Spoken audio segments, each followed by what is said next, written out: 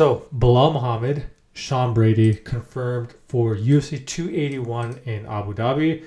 Here on this MMA fighting article, I saw this a couple of days ago, and I gotta tell you, I am excited about this fight. Weird enough to say, because it's not like Belal Muhammad and Sean Brady are known for being like some crazy action fighters, but I'm excited for this fight. This is like a high-level welterweight fight. We're going to see what Sean Brady's made of, Belal Muhammad. So I'm going to get into all that in a second, and then I'm also going to be talking about where the hell does Khamzat Chimaev fit into all of this, which we will talk about. First, talk about Belal Muhammad, Sean Brady. Then I'm going to talk about Khamzat Chimaev. So if you're here about Khamzat Chimaev, relax. I will get to him in a second. Talk about Belal and Sean Brady first. So again, why am I excited for this fight? This is let me open the rankings quickly. Belal is number 5. Sean Brady is number 9. By the way, Sean Brady was actually kind of moving down the rankings just because I guess he couldn't get the fight. Because I could have swore he was ranked higher than this before. But I think just because he hasn't had a fight in a while since his fight against Chiesa, they just start bumping around down because the rankings keep on shuffling. By the way, not his fault because my understanding is that people are turning him down because not a big name, tough fight. High risk, low reward. He's that type of fighter. So I'm excited to see this because I want to see if Sean Brady can enter into the top 5 and beat a really serious person like Belal Muhammad, who's a very high quality fighter in the welterweight division. I want to see if Belal can continue adding onto his win streak because I've said this a couple times now. I was very impressed with Belal Muhammad's last fight. I know people might find it boring or not that exciting, not that flashy. I was very impressed by that because if you rewatch that fight, the game plan that Belal implemented to beat someone like Vicente Luque, dude, Belal had an excellent game plan. That was a very well thought out game plan. To use the grappling when he needed to, strike where he needed to, be very defensively sound when he was on the feet. I was very impressed with that fight. Granted, not an exciting fight. Very impressive, at least to me. Sean Brady, last fight, he beat Michael Chiesa. And so I was watching Morning Combat today. It was Luke and Chuck had their on today. By the way, I'm a big fan of that show. Luke, BC, Chuck, anybody who they get on. Watch pretty much every episode. And I remember that they were saying that they have a Room Service Diaries episode coming with Michael Chiesa. And Michael Chiesa mentioned that Sean Brady is unbelievably strong, right? Secondly, I remember also watching the Room Service Diaries episode with Sean Brady. And I got this feeling like I'm not saying that Sean Brady's going to be champion. I'm not saying that. But I got this feeling from listening to him, getting to know him more as a person. I think we're going to find this Belal Muhammad fight, but I have a feeling this dude's for real. I think this guy's going to become a top contender potentially. And again, maybe I'm wrong, and maybe Belal's going to shut him down, and Belal's going to go on to do whatever he wants. But I have a feeling this guy's going to be pretty damn good in the welterweight division. Now, one of the weird things is that I don't really know what Belal is going to get with this win because I'm pretty sure he's not going to get a title shot if he beats him. At least I don't think that's promised.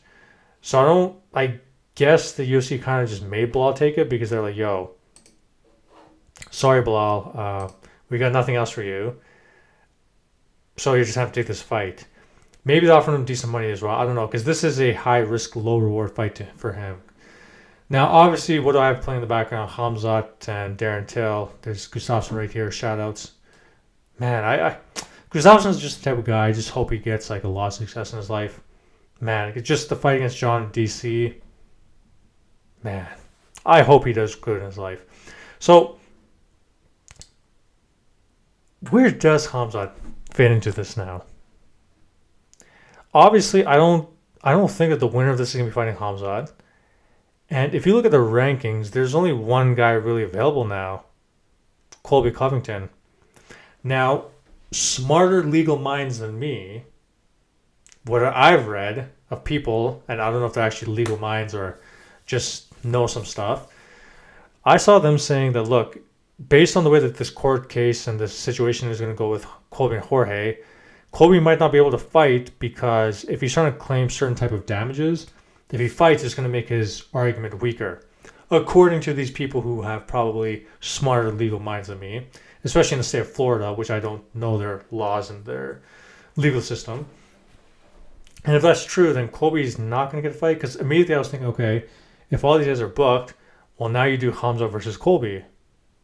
But I guess if Colby's not going to do that, and now Belal and Brady are fighting, because I also thought, okay, Bilal's going to probably fight Khamzat next, because they were kind of talking, and maybe that's going to be next, but now that's not happening.